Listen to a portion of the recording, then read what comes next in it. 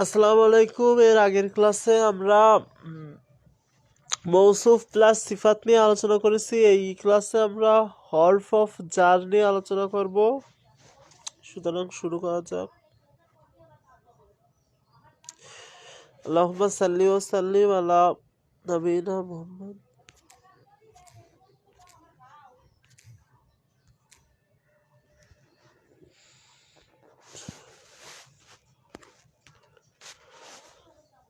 Primary rules for হরফ of jar. হরফ হচ্ছে প্রিপোজিশন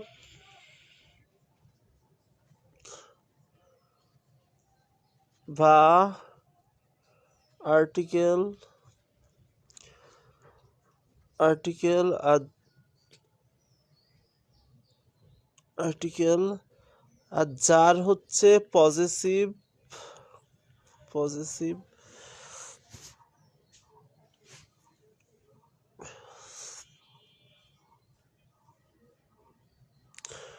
There are 17 হরফ of jar. We will learn 11 in the Quran.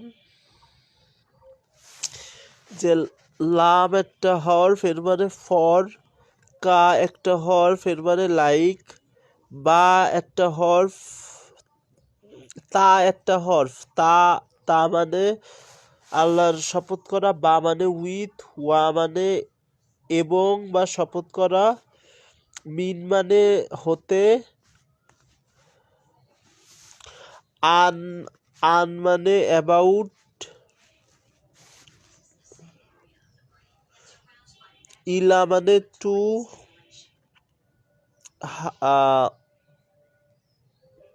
হাক্ক মানে until যতক্ষণ পর্যন্ত, আলা মানে অন, আলা মানে on,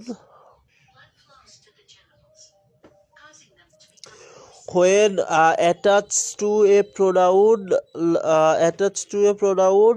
lam is pronounced as la, otherwise it's li. মানে লামের সাথে যখন বিভিন্ন ধরনের, যেমন হুমা, হু, হুয়া, হুমা, হুম এসব প্রোনাউন যুক্ত হবে, তারপরে এসব প্রোনাউন যুক্ত হবে সে, তারা, বোথ অফ তখন সেটা লা হিসাবে হবে, আদারওয়াইজ এটা লি হিসাবে হবে।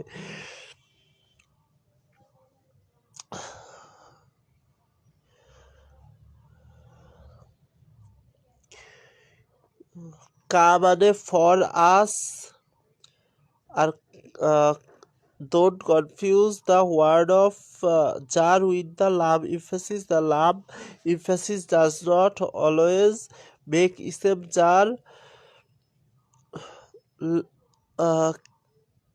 Kahtu, I swear to you. কা মানে ফর আস,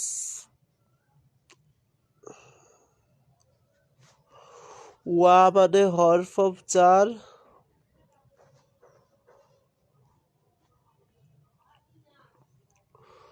ডোন্ট কনফিউজ ওয়া হরফ অফ জার উইথ ওয়া কানেক্টর। ওয়া মানে এবং, কানেক্টর হিসাবে যখন ব্যবহৃত হয়, সেরকমভাবে কা মানে ফর আস, কিন্তু কার সাথে যখন হুন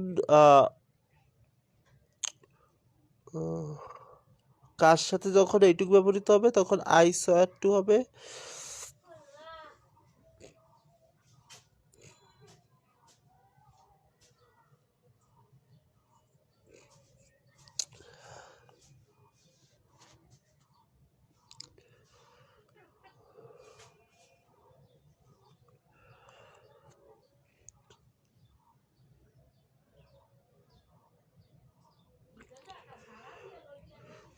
বি হাক্ক মানে উইথ, বি হাক্ক মানে উইথ,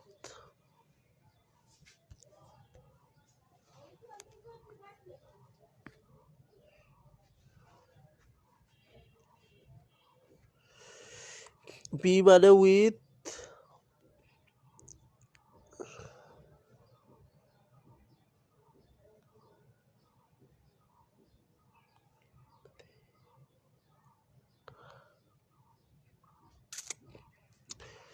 লি মানে ফর, লিকায় মানে ফর,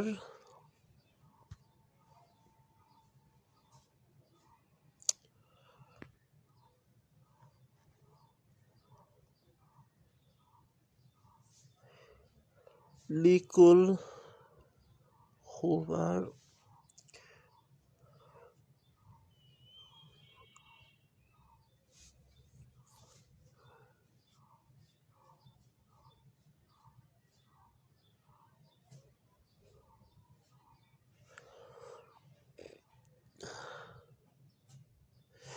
ফি, ফি মানে ইন,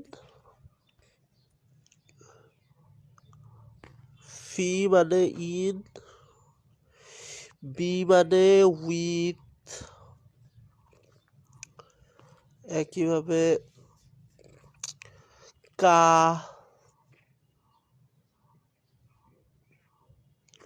কা মানে লাইক,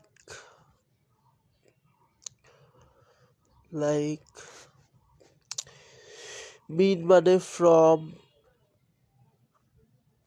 ফ্রম, খৌফ মানে ভয় থেকে, ফ্রম, বি, বিসহাবি মানে অ্যাসোসিয়েশনের সাথে, মানে কারোর সাথে যুক্ত হওয়া, ফি আম, ফি আমাদিন, আমাদিন মানে জানি না, বি, বিল হাক্ক মানে সত্যের সাথে,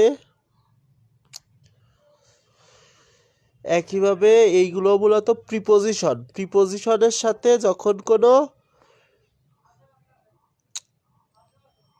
প্রিপোজিশনের সাথে যখন কোনো হার্ফ যুক্ত হয়, হার্ফের যখন কোনো প্রিপোজিশনের সাথে যখন কোনো জাত যুক্ত হয়, জারেরই কি, জারেরই লাস্টে